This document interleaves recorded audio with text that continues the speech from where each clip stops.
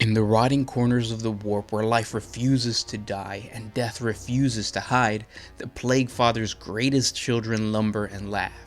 These are not monsters born from hatred or hunger, but from affection, twisted beyond mortal comprehension. Today we step into the gardens of Nurgle to meet the great unclean ones who spread the gifts of the disease god across the galaxy.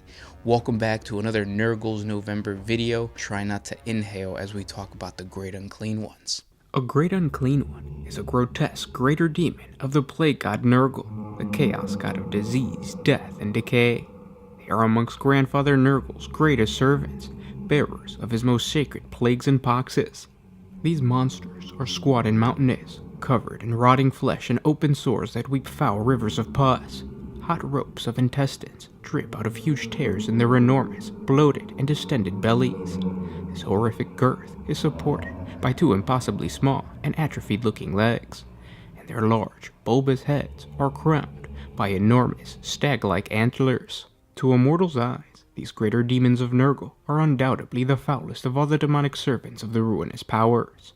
Each of these great unclean ones is shaped in the fashion of Nurgle himself, fly-blown, maggot-ridden innards spilling into view through the tears and gashes in his swollen belly as he lumbers forward. Clusters of pus are always erupting from his hide, birthing small swarms of giggling Nurglings, noxious juices seeping from dozens of infected sores, leaving a glistening trail of mucus in the great unclean one's wake. Few mortals have the stomach, let alone the will, to oppose such a being. Great unclean ones are seldom deathlike or morbid in character. In fact, they are usually motivated by the same trivial enthusiasm that drives the living. They are gregarious and even sentimental in their nature, with a remarkable fondness for their followers. They often refer to their followers as their children, and take great pride in their appearance and oddly endearing behavior. It is not uncommon for great unclean ones to compete amongst themselves in the matter of spreading Nurgle's plaguesome blessings across the galaxy. They take pride in the achievements of their fellow servants of Nurgle, proclaiming joyfully the splendors of the poxes and sores evidenced by those around them, and laugh heartily at the death and destruction created in the name of Nurgle. Their appearance on the mortal plane is heralded with an ear-shattering howl of glee as they burst through the veil of reality, delighted to walk upon real space once again, spreading their bounty of plagues upon mortals. Often disease and desolation on a planetary scale herald their arrival, as entire populations are stricken with corruption of the Plague Lord's favorite plague, which is known as Nurgle's rot. This disease is the most contagious and most heinous of all sicknesses, poxes, and fevers Father Nurgle has ever conceived. The afflicted mortals slowly suffer as the plague ravages their bodies, turning them into bloated, rotting, living corpses before they succumb to their inevitable agonizing demise. The bile-slick great unclean one then waddles through the collapsed cities and mounds of dying, happily bestowing his blessings, borne aloft on a living tide of Nurglings. Driven to coordinate Nurgle's chaotic endeavors, a great unclean one seeks to instill purpose and function in the demonic legions under his command. Globules of yellow-green spit fly from his mouth as the great unclean one urges his minions onward. With grumbles, the greater demon harries those who are tardy in advancing, or who seem less energetic in the pursuit of the goals of Grandfather Nurgle. The love of their minions fill a great unclean one with joy, but they are consumed with indignation when a foe seeks to thwart Nurgle, and this escalates to rage when his underlings are harmed. When roused to war, a great unclean one is a terrifying sight to behold. Though ponderous, they are but unstoppable in the advance, shrugging off the bolts and blades of the foe as though they were nothing but bothersome insects. Aided by the momentum of his charge, a great unclean one will throw his immense bulk upon the victim with all the force it can muster, the selfless act of generosity warming its rotten heart. Those that survive the charge are met with a combination of diseased plague flails, iron-bladed bile swords, filth-encrusted bile blades, and rusted doomsday bells. It is not physical attacks alone that make a great unclean one so dangerous. By breathing deeply on the festering powers of the warp, he can summon a pestilent wind to wither his foes, vomit forth streaming tides of filth, maggots, and mucus, or bless his underlings with new tumorous growths that cover the worst of wounds. If threatened with bodily harm, the thousands of diminutive Nurglings that follow in the greater demon's wake will attack an unwary opponent, dragging them down in a murderous wave the instant their father is attacked. Naturally born carrion creatures, numbering in the thousands, gather around the greater demon to protect it and trail in its wake. Hordes of sky-blackening flies, rats, vultures, crows, and worms inevitably follow a great unclean one's passing. Great unclean ones long ago became inured to pain, a result of their abundant infections, plagues, and virulent sores. Their truly massive size and their ability to withstand almost any level of injury or pain make them dangerous adversaries, as they can absorb astounding amounts of damage before finally falling to the attack of their foe. These demon lords possess a hellish prowess which seems at odds with their bulk and squat stature. They barrel into the enemies, laughing boisterously, all the while laying out their colossal rusty cleavers and seven-headed plague flails. The thick clouds of flies, which feast at their open sores, disrupt the attacks of their enemies and spread the putrid diseases of their host. All the while, the cooing Nurglings form a hideous vanguard for their patriarch, and in a playful gesture, do all they can to spread their father's beloved plagues to all those nearby. One of Grandfather Nurgle's most beloved great unclean ones was Bolothrax. In the 33rd millennium, 3 imperial sectors were overrun by a vast army of the immaterial, referred to fearfully as the Demon Tide. Deploying into the Demon Path, 5 knightly houses, led by the renowned nobles of House Turin, formed an adamant bastion to halt the rampage. Using swift packs of Armiger Helverins and Warglaives, High Queen Desmadara Turin channeled the demons through the shattered valleys of Godsmod. As the warp-born creatures spilled onto the hallowed plains, they were subjected to thunderous bombardments by 24 knights castellans. The demons' casualties were phenomenal, yet with no concept of fear, they surged onward to exact vengeance. Over 600 Questoris-class knights stormed out to meet them, enduring barrages of sorcery, flame, and filth that sent towering suits toppling to the ground. With Queen Desmadara and her exalted court at the lance point, the knights slammed into the still vast demonic horde.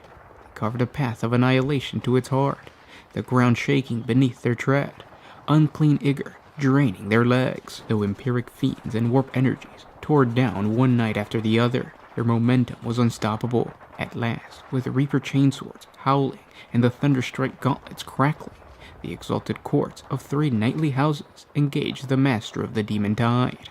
The battle that followed was so grandiose and catalytic that it spawned hundreds of songs, tales, and tapestries. Several heroic knights were slain by the enormous Great Unclean One, Bolothrax, before the knights valiant, known as the Master of Iron, and the Fell Breaker, successfully pinned the foul abomination with their thunder coil harpoons. With their quarry unable to move, the knights hacked the mighty demon apart. Bolothrax's banishment spelled the end to the demonic tide, though they wreaked much more destruction before they finally faded back into the warp. It was on that day that Bolothrax's unending grudge against House Turin and all the descendants was born. Later, in the years after the opening of the Great Rift, Bolothrax would gain his revenge. Amidst the swirling fury of the Damocles Gulf, High King Tybalt led the Knights of House Turin in their latest push against the Tau invaders. They struck the recently reclaimed Tau colony world of Shazet, formerly an imperial-held planet known as Gazamere. Initially, the Turin offensive progressed well.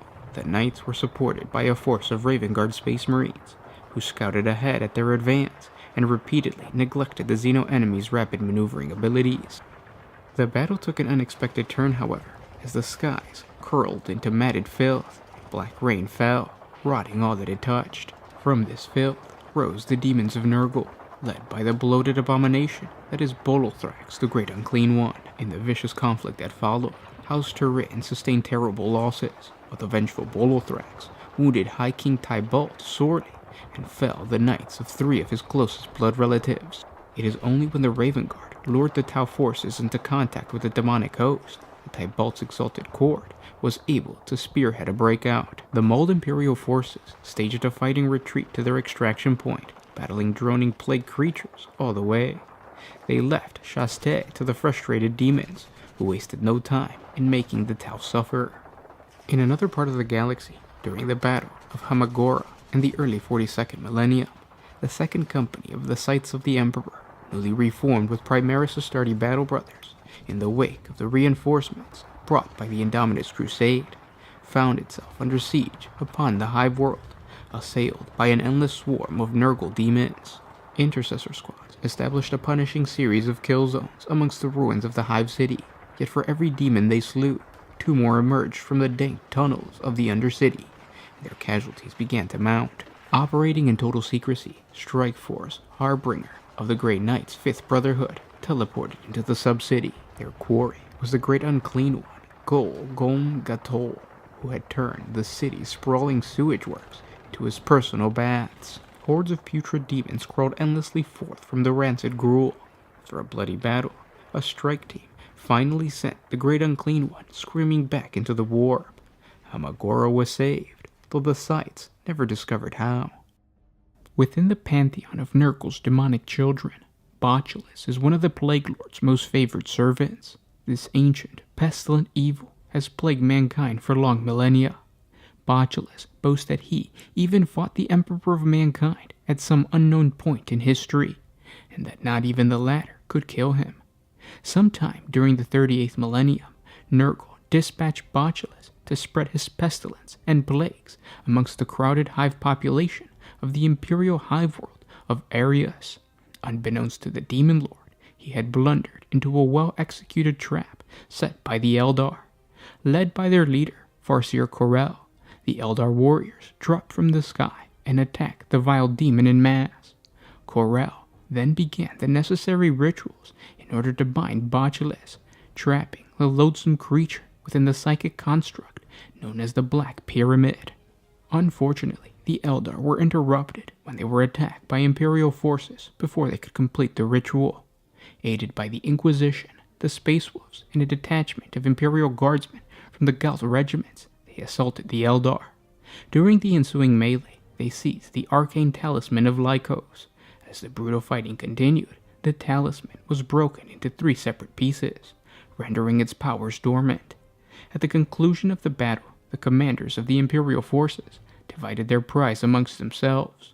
1 piece was taken by the Inquisitor Dark, the 2nd piece by the senior Space Wolf commander and taken back to the Fang, and the remaining piece was given to Commander Byrant of the Galt regiment to be taken back to his homeworld of Galt. The Great Unclean One, Botulus, remained fettered within the Black Pyramid by multiple layers of arcane warp packs, Eldar spirits, and the Farseer's powerful incantations. These intricate patterns only revealed their flaws once every 3,000 Terran years, when the comet Balestar became visible in the sky, and the Arius' moons were in proper alignment. While in prison, the Great Unclean One was still able to communicate with his foul servants on a limited basis. During his imprisonment, he eventually discovered the location of each broken portion of the Talisman of Lycos. The Demon Lord schemed to acquire these pieces so that he could free himself from his wretched prison. The return of the comet Balestar in the late 41st millennium heralded a dire omen for the planet. This coincided with a deadly plague that had struck the hive world, though the coincidence was actually helped along by the subtle manipulations of Botulus and his foul agents hidden amongst the masses of the Aryan citizens. Heeding the dire warnings of the Oracle of Charon, Inquisitor Ivan Sternberg turned to the Space Wolves for help in recovering the piece of the ancient talisman of Lycos, which could cure the disease-ridden planet and restore order. This was to be the first mission of Ragnar Blackmane of Beric Thunderfist's great company as a Bloodclaw.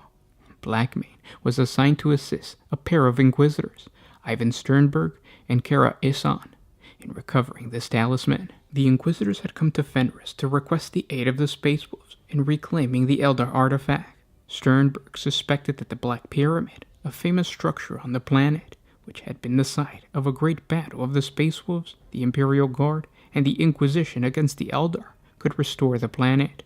1 piece of the talisman, kept in the vaults of victory within the Fang, was to be found on the planet of Galt, and the 3rd was lost in the warp aboard a derelict Space Hulk. Unknown to Inquisitor Sternberg, one of his servants, Commander Ghoul of the Inquisition's vessel, Light of Truth, was a heretic and a servant of Botulus. Acquiring the first piece of the talisman from the Astartes, the Inquisitors and the Space Wolves set out for the world of Galt.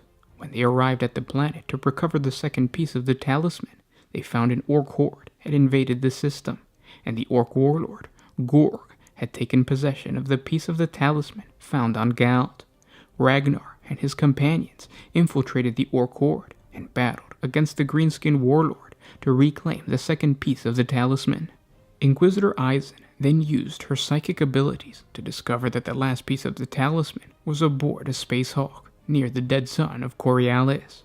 Ragnar and the Inquisitor successfully recovered the final piece of the talisman after battling many dangers, such as Tyranid gene-stealers found aboard the drifting hulk. After acquiring the final piece, the group of Imperials traveled to the planet to use the talisman. When they arrived, they found nearly the whole planet had been already infected by the plague. Taking the arcane item to the center chamber of the Black Pyramid, before they entered the structure, they were warned by what appeared to be an Eldar spirit not to use the device. The Inquisitors and their Space Wolf escorts ignored the warning. When Inquisitor Sternberg activated the talisman, they unwittingly released Botulus from his imprisonment, much to the shock of the Imperials. The gloating Great Unclean One recounted his tale of how he became imprisoned within the psychic construct, then proceeded to explain how they had been manipulated to do his bidding all along. Calling forth his minion, Commander Gull, to receive his reward for his faithful servitude, Ragnar Blackmane quickly drew his bolter pistol and shot the corrupt officer through the head, killing him. Inquisitor Eisen then boldly attacked the Great Unclean One with his psychic abilities, but Botulus mortally wounded her. The Demon Lord reanimated Gull's corpse, ordering the Revenant to kill the intruders. Tapping into the power of the Black Pyramid, Botulus began casting a grand spell of archaic power, animating millions of the planet's plague victims as plague zombies. Inquisitor Sternberg and the Space Wolves valiantly fought the Great Unclean One, distracting the loathsome creature long enough for Eisen to siphon the power of the Talisman of Lycos in order for her to seal the Black Pyramid, sacrificing herself in the process and trapping Botulus within for another 3,000 Terran years. The Great Unclean One, known as Oldcare, has been a blight upon mankind since ancient times. During the 40th millennium, the imperial world of Aurelia was engulfed in a warp storm. The resulting turbulence pushed the planet out of its natural orbit, causing its environment to plunge into an unnatural and unexpected ice age. The world became entirely engulfed in ice as the temperatures plummeted, turning Aurelia into a frozen planetary wasteland, referred to by imperial scholars as an ice world. Much of its population died as a result of the sudden frigid environmental changes. When Oldcare manifested on the doomed planet during the warp storm, he was confronted by the chief librarian of the Blood Angel Space Marine chapter, Moriah, who managed to wound the greater demon before dying from his own mortal wounds. In an act of vengeance, another librarian of the Blood Raven Space Marine chapter, Azariah Kairos, defeated Oldcare, imprisoning the immensely powerful demon on the frozen planet. Then the warp took the world and Kairos along with it. Oldcare remained trapped within his prison for over 1,000 standard years, until the Black Legion Chaos Space Marines invaded the subsector of Aurelia in the late 41st millennium. Led by their thrice-damned leader, the Chaos Lord, Eliphas the Inheritor, a former Dark Apostle of the Wordbearers, who had been restored to life by the Chaos Gods to regain vengeance upon the Blood Ravens. The Black Legion was intent on releasing Oldcare from his imprisonment so that he could pursue his wrath upon the people of the subsector. When the Black Legion invaded the subsector during the events of the Second Aurelian Crusade, Eliphas and his minions captured several Space Marines and then sacrificed them in order to free Oldcare from his infernal prison. The arcane ritual freed the greater demon, as well as restored Aurelia to real space, enabling the Demon Lord to manifest within the disease-ridden bodies of the Plague Marines, which served as his demon hosts. Once Oldcare successfully freed himself from his imprisonment, the newly returned ice world of Aurelia was torn asunder. In the meantime, a Blood Raven strike force led by Force Commander Aramis was tasked with a difficult mission to defeat the Demon Lord before it launched itself across the subsector, threatening the existence of all the worlds used by the Blood Ravens to recruit the chapter's aspirants. Before the Blood Ravens could destroy the Great Unclean One, they had to first fail the vile Chaos Lord, Eliphas, and his traitor Marines. They clashed upon the world of Aurelia at the ruins of Keep Selenon. It was there that Aramis fought the Inheritor in single combat. Eliphas exhibited tremendous chaotic powers and unmatched savagery against the hated servants of the Corpse Emperor. The favor of the wretched Chaos Lord with the Dark Gods was such that he was able to call upon the personal blessings of all the Chaos Gods to aid him. Despite his formidable might, the Blood Ravens overcame Eliphaz, but before he could be slain, he escaped their wrath by fleeing into the warp. After Force Commander Aramas managed to fight his way through the remaining forces of Chaos on Aurelia, he eventually confronted the Great Unclean One.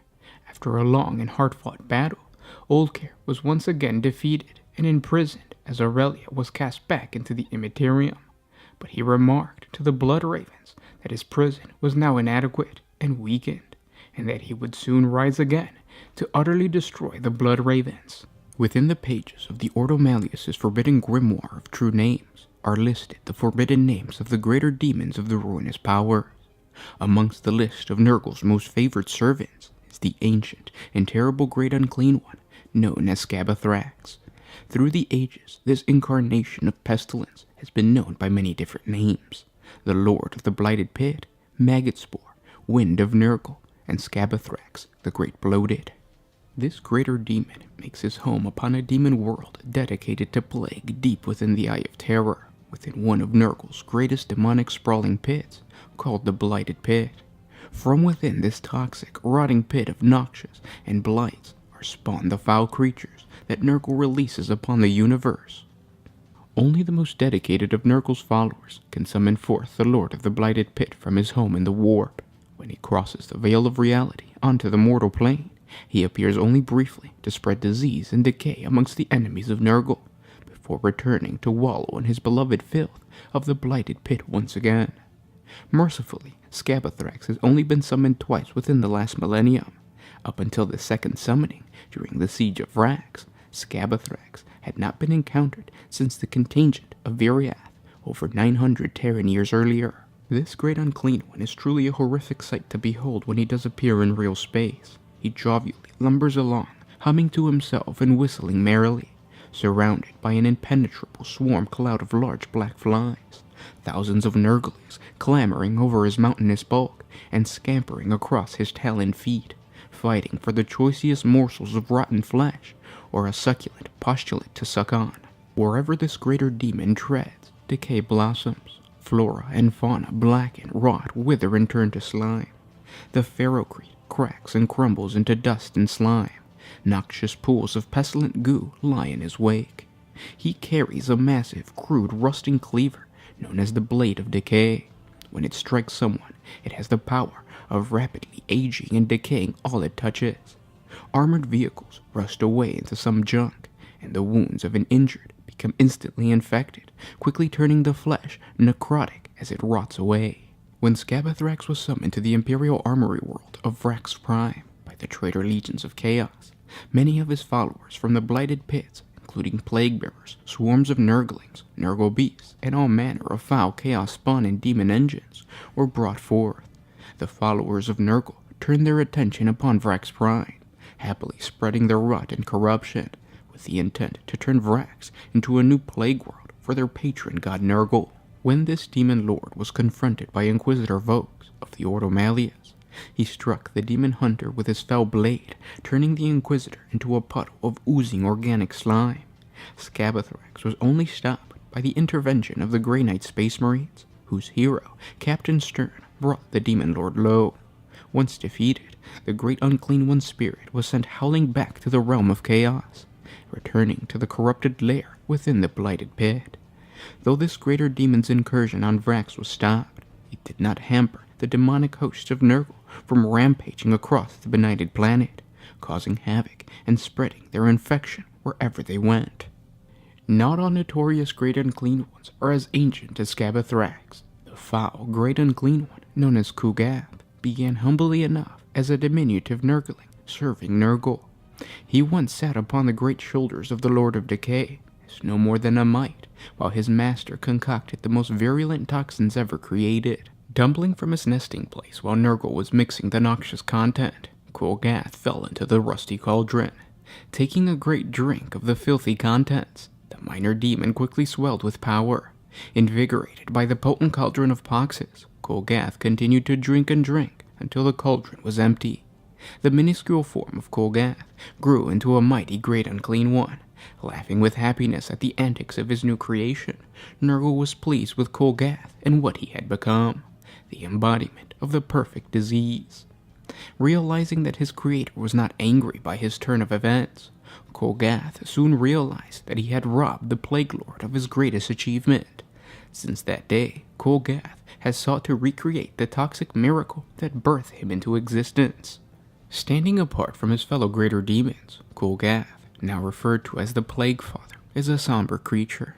He does not revel in the gurgling delights of infection and plague, for the Plague Father is contemplative and industrious, forever traveling through the realms of chaos and the mortal universe, seeking every ingredient and sickness imaginable in order to recreate the perfect disease once more. Kolgath moves across reality atop a palanquin carried by a mound of thousands of straining Nurglings, searching for the right combination of poxes and blights to replicate Nurgle's dark miracle.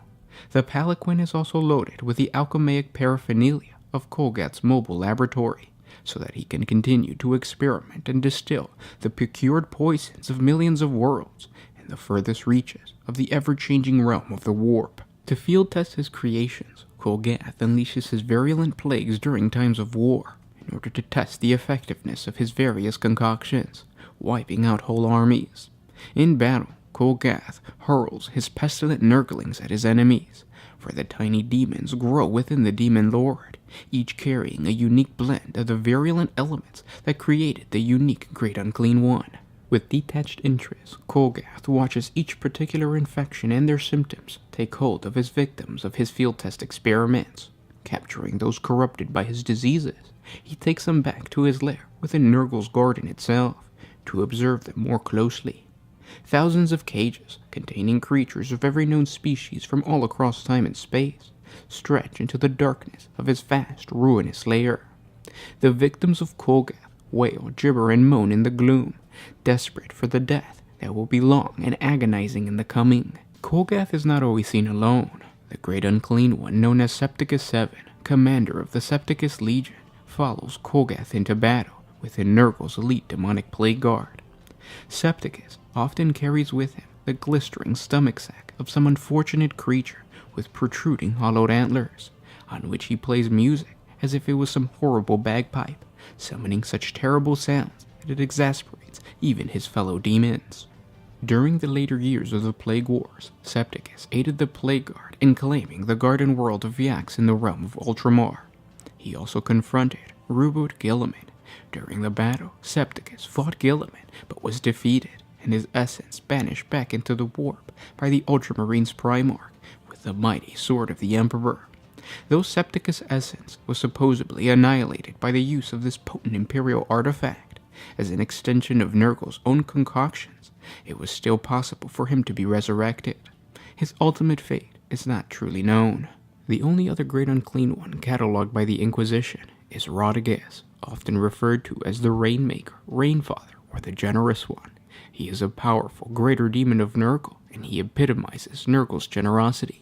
No one except the Lord of Decay himself is more attuned to the woes of the world. In their despair, the most defiant of mortals vow to endeavor onward, despite the utter hopelessness of a situation. Thus do the barren pray for fertility, the growers of crops plead for rain, the starving beg for sustenance. Rodriguez listens to each supplication, and to those desperate enough to pledge anything in exchange for their life, he promises salvation, and the Rainfather always delivers. His attention can best be seen on the agri-world of Ulden.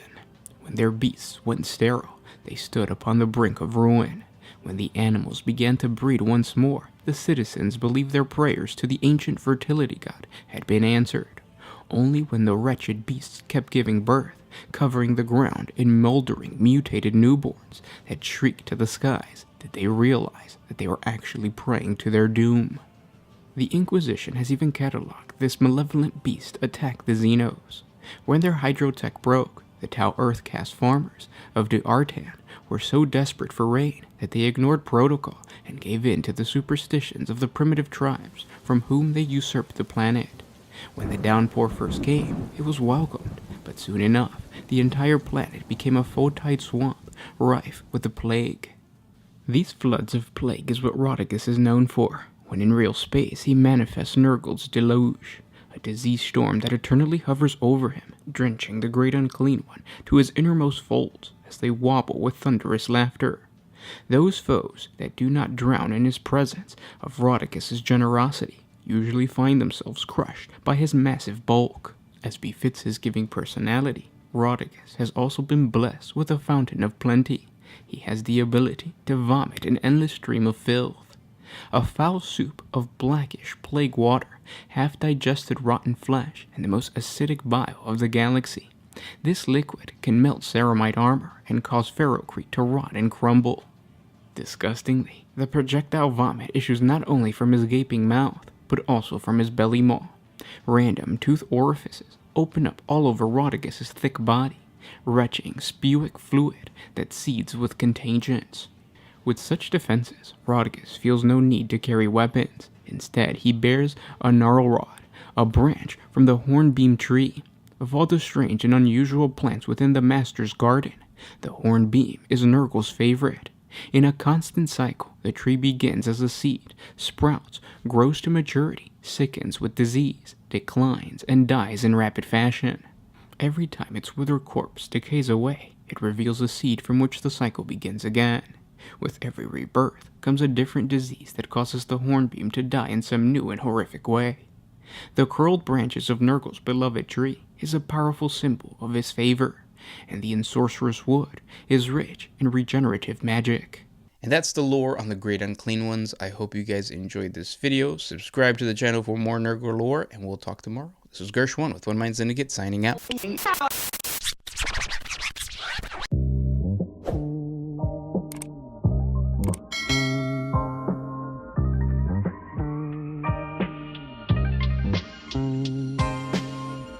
Always used to put my freedom first in any situation.